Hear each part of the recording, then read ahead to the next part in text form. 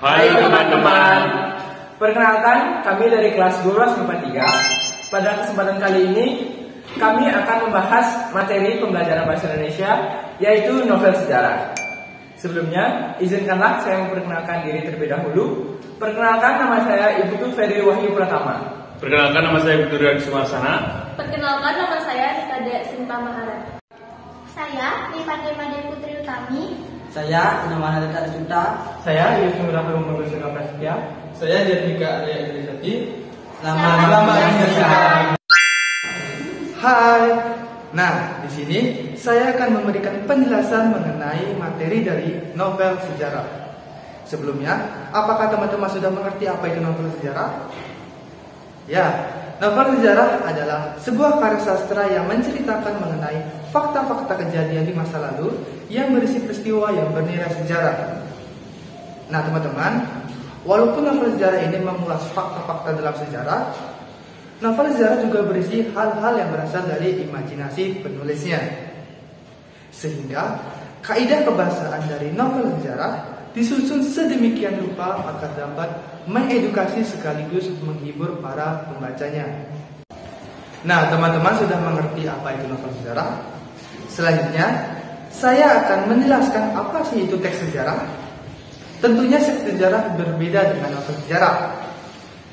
Dilihat dari tujuannya, teks sejarah adalah teks yang menjelaskan kejadian-kejadian sejarah yang menjadi latar belakang terjadinya peristiwa bersejarah. Dalam teks sejarah memiliki aturan yang ketat dalam pengungkapan sejarah karena harus sesuai dengan fakta-fakta kejadian yang terdapat dalam sejarah. Nah, di sini saya akan menjelaskan atau membandingkan antara novel sejarah dengan teks sejarah. Apakah teman-teman mengetahui perbedaan antara novel sejarah dengan teks sejarah? Berikut saya akan menjelaskan mengenai perbedaan antara novel sejarah dengan teks sejarah. Seperti yang saya jelaskan sebelumnya, teks sejarah memiliki aturan yang ketat dalam pengungkapan sejarah. Tetapi pada novel sejarah hanya berlatar belakang pada peristiwa bersejarah dan tidak harus bersandar pada fakta-fakta kejadian bersejarah. Hal ini dapat dilihat dari yang pertama, tulisan imajinatif, yang kedua, penokohan, yang ketiga, penggunaan gaya bahasa novel, yang keempat yaitu adanya rekon ulang.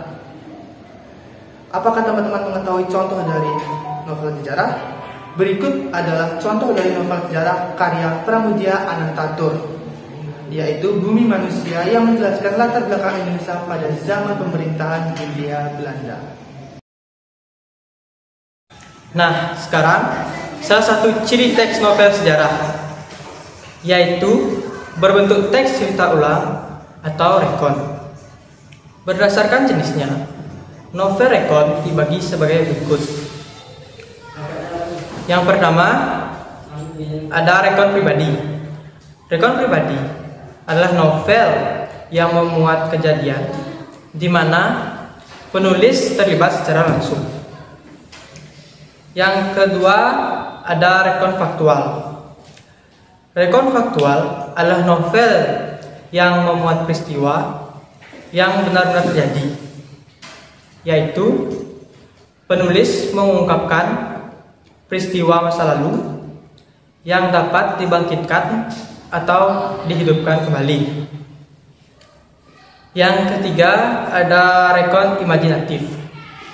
Rekon imajinatif adalah novel yang memuat cerita masa lalu lebih detail berdasarkan imajinasi sang penulisnya. Selanjutnya, di sini ada struktur teks novel sejarah. Teks cerita sejarah seperti cerita lainnya, yaitu novel atau cerpen dan lain-lainnya, termasuk dalam kategori cerita ulang. Sehingga baik teks cerita sejarah ataupun novel sejarah memiliki struktur teks yang sama, yakni ada orientasi, pengungkapan peristiwa, konflik, komplikasi, evaluasi, dan koda. Nah, berdasarkan penjelasan tersebut, novel sejarah termasuk rekon imajinasi. Novel sejarah juga mempunyai struktur teks yang sama dengan struktur novel yang lainnya. Yang pertama, orientasi. Tahap orientasi ini seringkali disebut juga sebagai tahap pengenalan situasi cerita. Dan tahap ini berfungsi untuk memberikan gambaran dan konteks cerita dalam novel kepada para pembaca. Oleh karena itu, dalam tahap orientasi, pengarang mulai mengenalkan para tokoh, hubungan antar tokoh, serta latar cerita berlangsung, misalnya latar tempat, latar peristiwa, dan latar suasana. Dan yang kedua ada pengungkapan peristiwa. Pada tahap pengungkapan peristiwa, pengarang mulai menceritakan peristiwa awal yang menimbulkan berbagai masalah, kesukaran, dan pertentangan yang dihadapi oleh para tokoh novel. Yang ketiga ada peningkatan konflik atau rising konflik. Pada tahap peningkatan konflik ini, pengarang akan meningkatkan perhatiannya kepada para pembaca melalui masalah-masalah yang akan dihadapi oleh para tokoh. Ya, kemudian yang keempat ada puncak konflik atau yang dikenal dengan nama klimaks. Klimaks adalah bagian yang paling seru dan bagian yang paling mendebarkan dalam suatu cerita novel sejarah. Karena pada bagian klimaks ini, masalah yang dihadapi oleh para tokoh akan memuncak dan kemudian pengarang akan menceritakan bagaimanakah nasib dari para tokoh tersebut. Yang kelima, ada penyelesaian atau yang dikenal dengan resolusi. Yaitu, sesuai dengan namanya, resolusi berarti penyelesaian dari suatu cerita. Pada tahapan ini, pengarang akan menceritakan bagaimanakah nasib dari para tokoh ataupun sikap dari para tokoh dalam menyelesaikan permasalahannya. Apakah tokoh berhasil menyelesaikan masalahnya ataupun tokoh gagal dalam menyelesaikan masalahnya. Dan yang terakhir, yang keenam, ada koda. Koda adalah bagian akhir dari suatu novel sejarah. Pada bagian koda, pengarang akan memberikan komentarnya mengenai keseluruhan isi novel, ataupun koda dapat tersirat di dalam cerita tersebut. Berikut ini merupakan kaidah kebahasaan novel sejarah. Yang pertama yaitu menggunakan kalimat yang bermakna lampau. Contoh kalimat yang bermakna lampau adalah pelayan telah menyelesaikan pekerjaan memasak di dapur. Dan nomor 2, menggunakan kata yang menyatakan urutan waktu. Contoh kata yang menyatakan urutan waktu adalah kemudian, pada zaman dahulu, pada awal, sejak saat itu. Dan yang ketiga adalah menggunakan kata kerja dengan tindakan.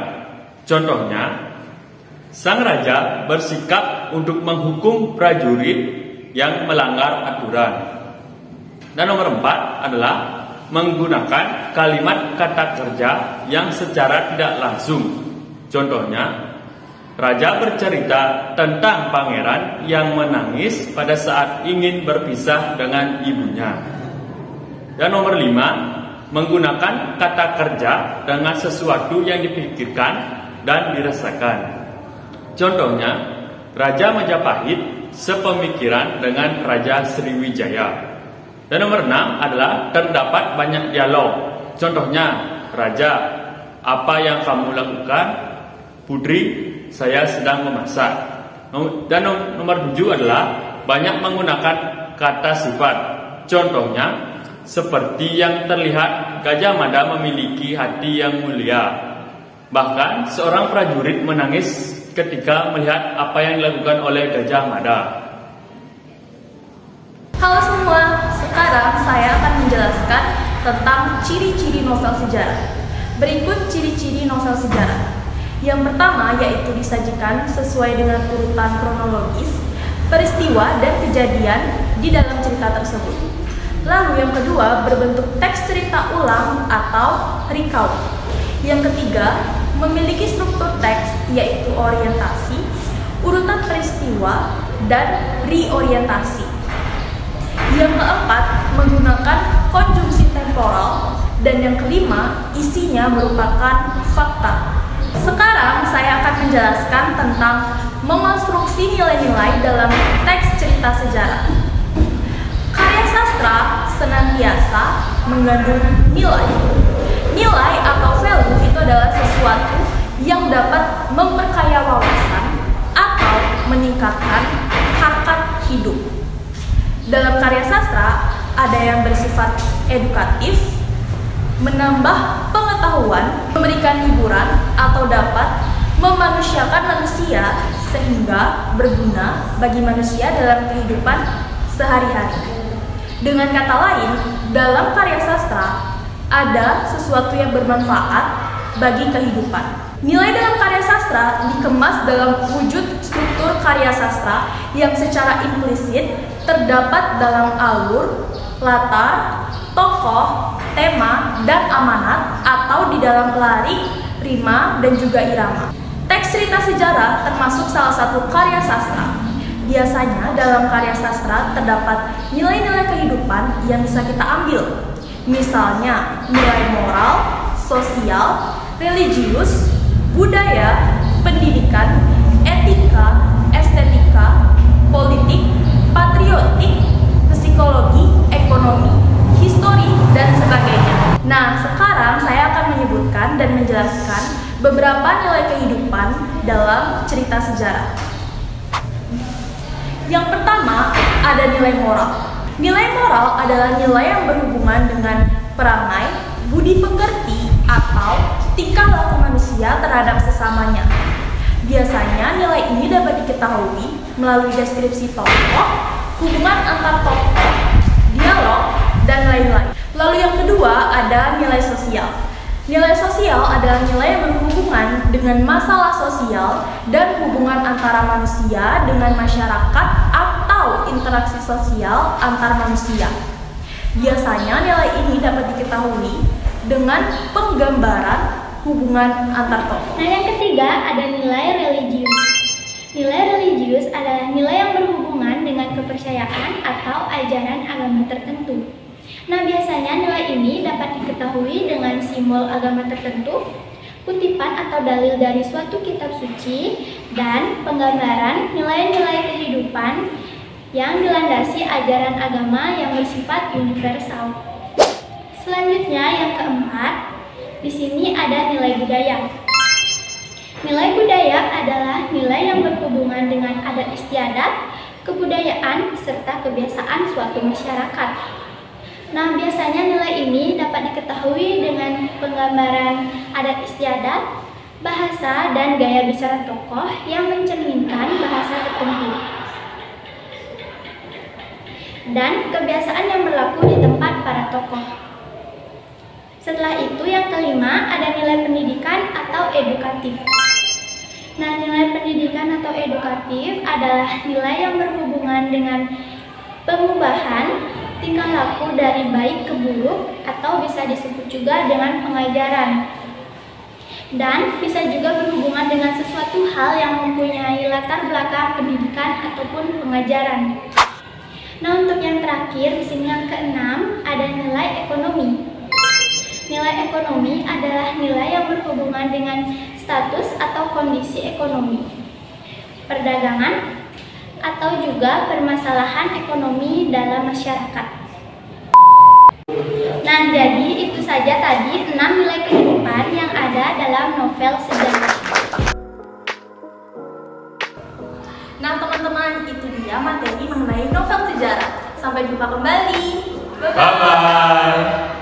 3, 2, 1.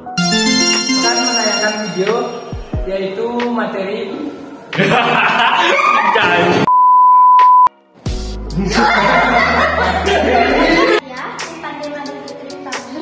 Saya Muhammad Ali Arzuta. saya Yusuf Ibrahim Mobil Prasetya. Oh.